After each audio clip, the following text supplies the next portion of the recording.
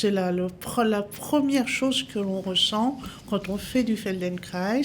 Au bout d'une heure, on se sent plus léger, on se sent relié. On sent qu'on est un tout relié et ça donne beaucoup de légèreté et d'optimisme aussi.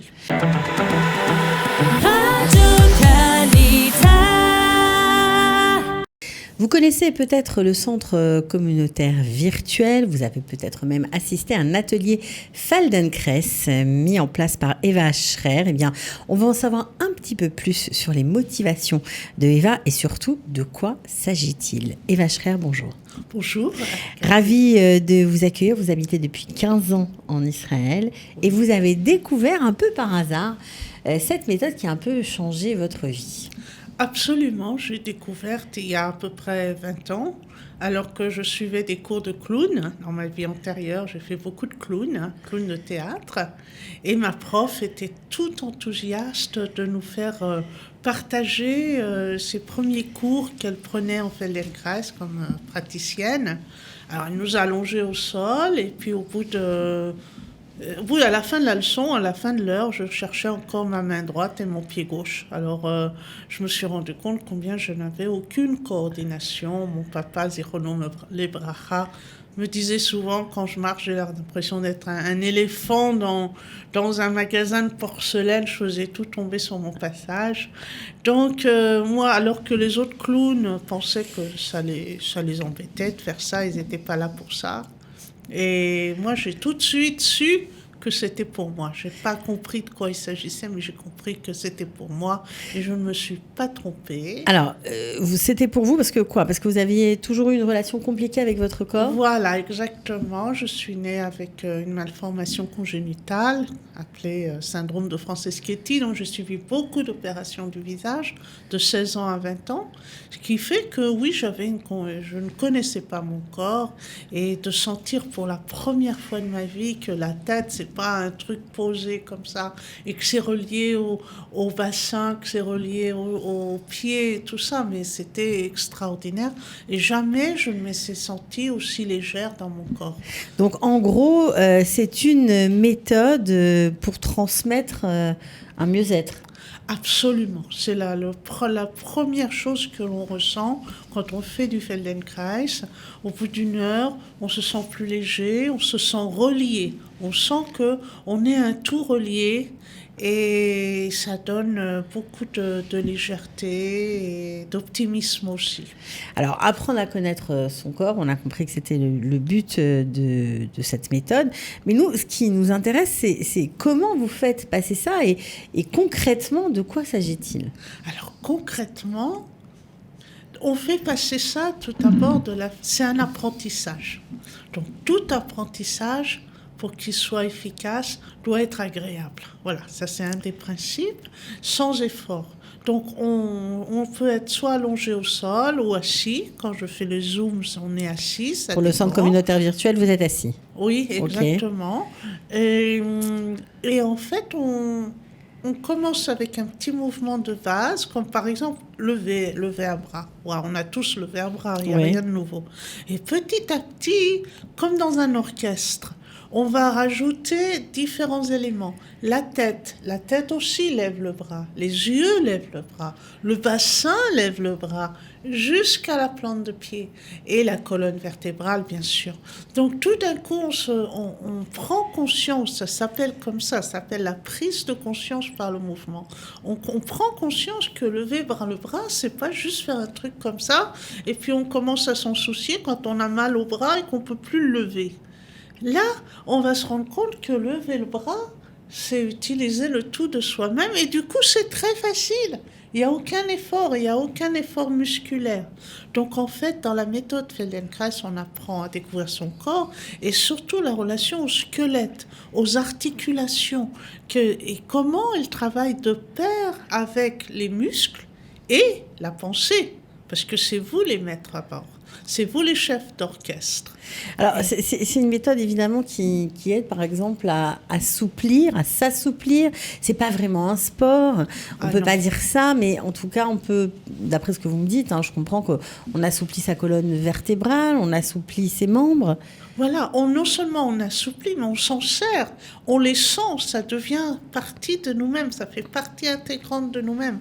Alors que dans la vie normale, on ne pense pas qu'on a une colonne vertébrale, sauf quand on a mal, qu'on a un sternum, que le bassin il peut participer, toutes ces parties du corps qui vont, ben voilà, on le fait de façon habituelle et automatique. Maintenant, on va se dire, et chaque partie va reprendre ses droits parce qu'on va sentir quel est leur rôle. Donc c'est comme un chef d'orchestre qui va avoir plusieurs éléments dans son orchestre et qui va faire que tous les éléments travaillent ensemble. Voilà, c'est cette coordination. Avoir la conscience du mouvement, en fait. Ça s'appelle la prise de conscience par le mouvement. Et ça va au-delà du mouvement. C'est-à-dire, c'est pour ça, justement, qu'Attic, ce n'est pas un sport, c'est tout sauf un sport. Si on vient en Feldenkrais pour suer à grosses gouttes non, c'est pas ça. Et se dépenser, on s'est trompé de lieu. Voilà. C'est pour n'importe quel âge? Absolument. Ça part des bébés. Il y a différentes méthodes, la méthode Shellcraft aussi que je fais, qui permet aux bébés justement de retrouver, de pas des bébés sombrer dans des habitudes où on tourne que d'un côté, ça selon la nécessité. On peut toujours accompagner le bébé jusqu'à la personne âgée, jusqu'en passant par des danseurs. Peter Brooks, qui était un homme de théâtre et s'est pas trompé, a senti à quel point, parce que l'acteur utilise son corps comme instrument de travail. Bien sûr. De même que les musiciens. Donc ça s'adresse à tout le monde parce que tout le monde utilise son corps et tout le monde utilise le mouvement. Bon, sauf qu'il faut être très patient parce que c'est très lent quand même.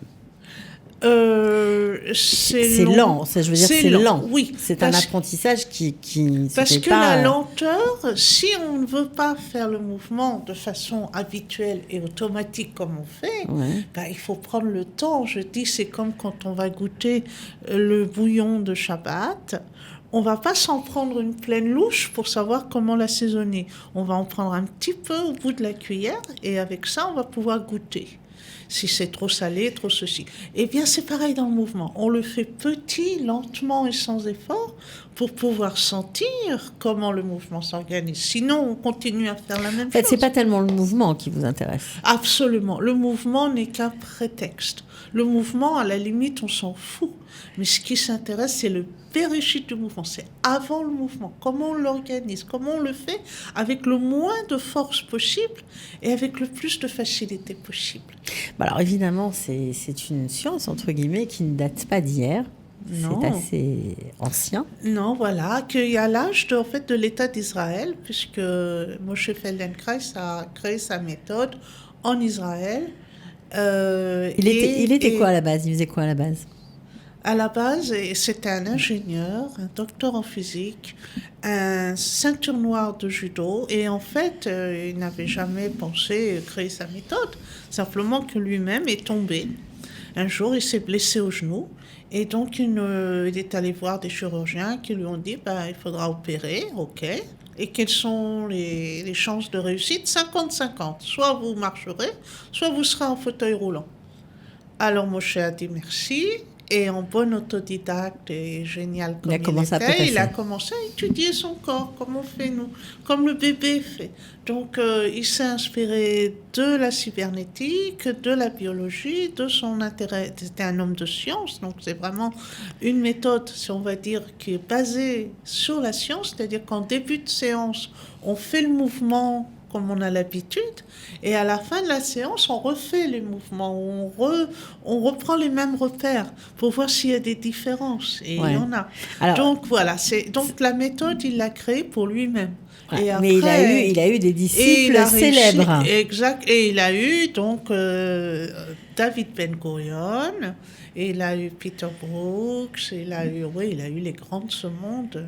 Voilà, David Ben-Gurion. Yehudi Menuhin, qui ne pouvait plus jouer, il s'était blessé à la main droite. On lui disait qu'il ne jouerait plus du violon. Et Moshe lui a enseigné encore mieux, à jouer encore mieux de la main gauche. Donc, tout ce qu'il faisait de la main droite, le transférer du côté gauche. C'est vraiment... incroyable. Et il a découvert, en fait, Moshe, il a découvert la malléabilité du cerveau, qui maintenant, on sait très bien. Mais au début, c'était vraiment un précurseur. De savoir qu'est-ce qu'on peut faire par la pensée, c'est-à-dire que même si on ne peut pas faire le mouvement, On ne le fait pas, on l'imagine, et c'est comme si on faisait le mouvement. La puissance de l'esprit. D'accord. Exactement, Alors, de la pensée. j'imagine, juste pour revenir à Ben Gurion, que cette fameuse photo qui a fait le tour du monde de Ben Gurion sur la plage en train de faire le poirier, c'est un peu grâce à lui alors. C'est un peu grâce à Absolument. Moshe Feldenkrais. Absolument. Vraiment. D'accord. Alors, Vraiment. Je lui dois beaucoup. Ben, bien sûr. Alors, vous ne faites pas seulement que des cours en Zoom, vous avez aussi un atelier à Netanya. Ah oui, parce que bon, c'est bien de faire sur Zoom, et surtout la période de Kalita, la période de Corona. C'est là que j'ai appelé Kalita parce que je voulais tellement proposer quelque chose d'utile. Et ce que vous avez fait d'ailleurs. Sur place, mon atelier à Netanya, au 20 rue David Ameller, face à la mer. J'ai un petit jardin aussi. C'est très cosy, c'est très confortable et voilà, les gens peuvent aussi. C'est un lieu de rencontre, c'est vraiment une bulle. Une bulle, c'est pas très cher la séance. Vous prenez 40 shekels pour voilà, 1 heure 40 en groupe. de l'heure. Mais vous pouvez aussi faire. Oui, ouais. Régulièrement, vous venez une fois par semaine à peu près. Une fois par semaine, donc je fais lundi, mardi, mercredi de 5 à 6 heures. Voilà, pour ceux qui ont envie de venir. Ok, voilà. Et pour ceux qui ont besoin de travailler une zone de leur corps en particulier, qui ont besoin peut-être d'un accompagnement plus soutenu, vous donnez aussi des cours en individuel? Voilà, j'ai aussi des cours en individuel où là, je le fais, au lieu de proposer le mouvement verbalement, c'est moi qui guide avec mes mains, tout habillé. Hein, donc vous appuyez sur le chemin du mouvement. On travaille au niveau du squelette, donc il n'y a vraiment pas besoin d'enlever les vêtements. Et je fais sentir les choses. Donc c'est un autre travail. Beaucoup plus individualisé. D'accord. Bon, alors en tout cas, évidemment, vous continuez à donner des cours sur Zoom pour Kalita. Si vous êtes inscrit au centre communautaire virtuel, vous tapez sur Google Centre communautaire virtuel Kalita, vous arriverez au site et puis vous vous inscrivez et vous recevrez le lien. C'est tous les mercredis à 15h, voilà, heure israélienne, et à 14h, heure française. Merci Eva d'avoir été avec nous. Merci beaucoup Cathy. De rien. Merci à Kalita pour tout ce que vous faites. C'est magnifique. C'est gentil. À très bientôt en tout cas.